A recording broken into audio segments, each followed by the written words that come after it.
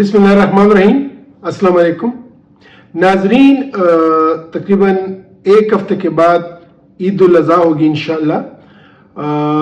और ईद उल अज़हा के हवाले से अमूमन मुझसे पूछा जाता है और अभी भी पूछा गया है कि जब ईद उल अज़हा हो तो उसमें सेहत के लिहाज से या मुख्तलिफ बीमारियों के लिहाज से क्या एहतियात करनी चाहिए।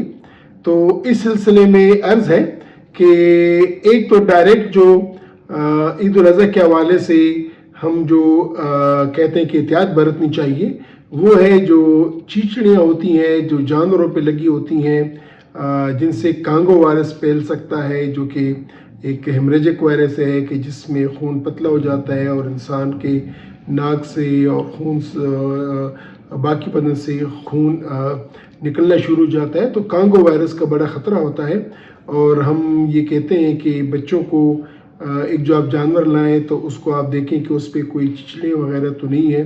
दूसरी बात ये कि वो बीमार तो नहीं है और कोशिश करें कि सफाई का ख़ास ख्याल रखें। और जब वो उनकी कुर्बानी दी जाने लगे और जब कुर्बानी देते हो तो उस वक्त भी सफाई का ख़ास ख्याल रखना चाहिए। तो जो सबसे बड़ा जो एक ख़तरा हो सकता है वो तो कांगो वायरस के फैलने का हो सकता है। इसके बाद चूँकि ईद के दिनों में और नेचुरली ये 3-4 दिनों में ये हाई प्रोटीन डाइट ली जाती है, गोश्त के इस्तेमाल ज़्यादा होता है। गोश्त के इस्तेमाल की वजह से बॉडी में प्रोटीन्स ज़्यादा हो जाती हैं। तो अगर जिन लोगों को गाउट की बीमारी है या जिनको यूरिक एसिड की बीमारी है तो उनको एहतियात करनी चाहिए, क्योंकि फिर ऐसे लोगों में यूरिक एसिड की मिकदार बॉडी में ज़्यादा हो जाती है और उसकी वजह से उनकी किडनीज पे भी बहुत बुरे मुज़र असरात आ सकते हैं।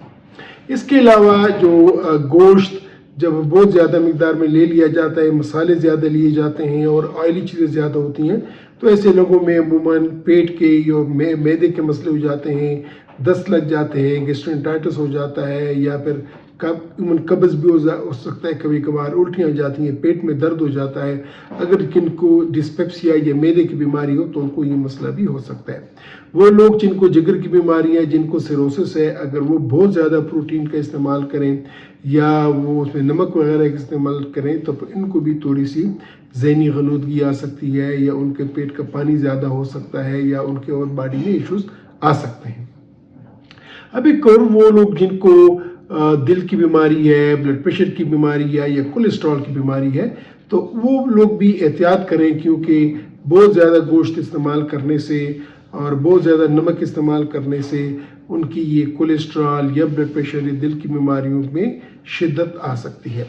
वो लोग जो कि शुगर के मरीज़ हैं और शुगर जिनका कंट्रोल पूरी तरह नहीं है या कंट्रोल है लेकिन वो गोलियों वगैरह का इस्तेमाल इतना ज़्यादा रेगुलर नहीं करते तो उनको भी चाहिए कि वो अपने शुगर का ख्याल भी रखें।